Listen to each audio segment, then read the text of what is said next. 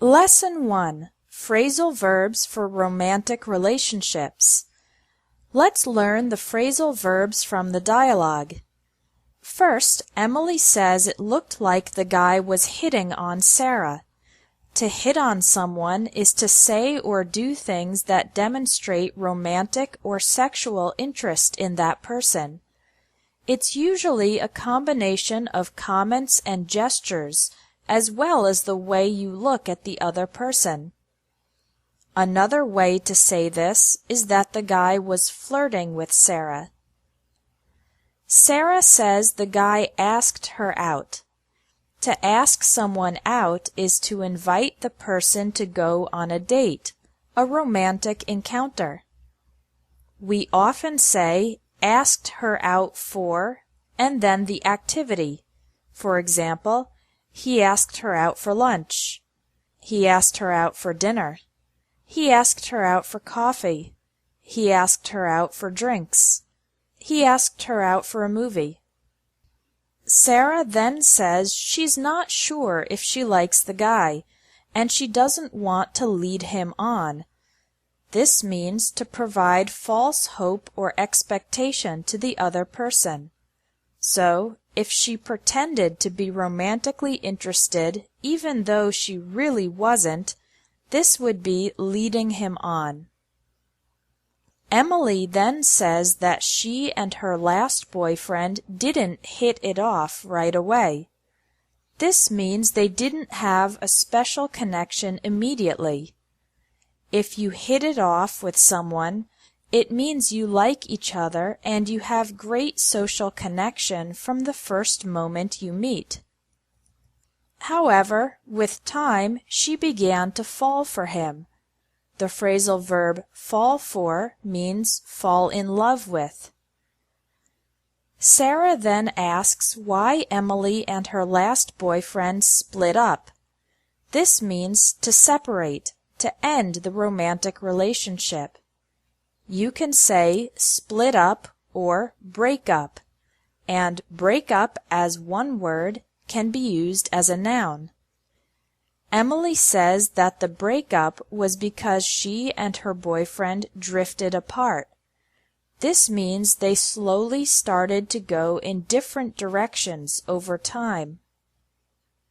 Sarah's last relationship was a nightmare, which means it was really terrible. It started when she hooked up with someone at a party. The phrasal verb hook up with someone can be used as a slang expression meaning to have sex with that person, especially someone you just met or someone you only stay with for one night. However, in Sarah's case, she stayed with the boyfriend for 6 months, when they were constantly fighting and making up. Making up means reconciling and restoring peace in the relationship after a fight. It was a difficult relationship, and Sarah says she doesn't know how she put up with him for so long. The phrasal verb put up with someone means to tolerate a difficult, annoying, or unpleasant person. The relationship ended when the boyfriend cheated on Sarah. That means he was kissing or having sex with another woman. Sarah discovered him making out with his ex-girlfriend. Making out with means he was kissing her very passionately.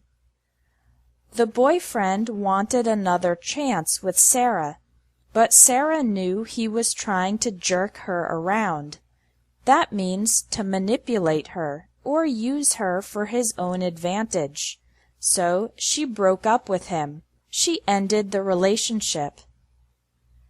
Sarah asks Emily if Emily is going out with anyone at the moment.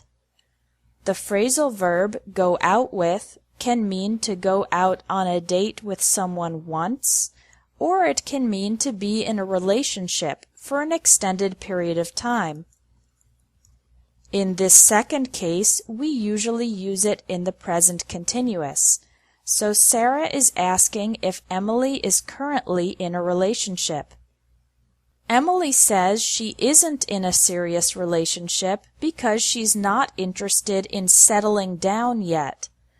In this context, settle down means to be in a long-term, stable relationship. For example, getting married, having kids, and living a typical family life. You've now learned 16 phrasal verbs about romantic relationships. But wait, it's time for the most important part, which is to practice what you've learned. Scroll down to the bottom of this lesson and take the quiz to test how well you remember the phrasal verbs. Then do the writing exercise, where you can practice using the phrasal verbs in your own sentences. If you're already registered for the course, you'll get the next lesson tomorrow. If you're not yet registered, you can click the blue button under the video to join the course and get 29 more lessons on phrasal verbs in conversation. Thanks for watching, and I'll talk to you tomorrow.